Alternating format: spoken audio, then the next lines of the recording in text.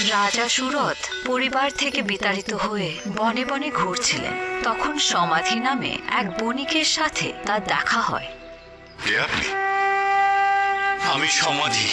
তারা দুজনেই বড় ক্ষুধার্ত। তারা গেলেন মেধস মুনির আশ্রমে।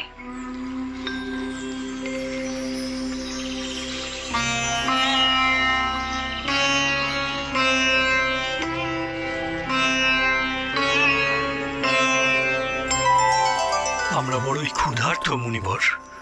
অন্ন পাবে?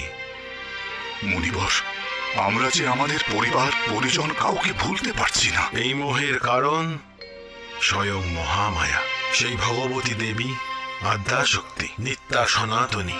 তথাপি করুণাবশত জীবকুলকে উদ্ধার করতে তিনি বারংবার আবির্ভূত হন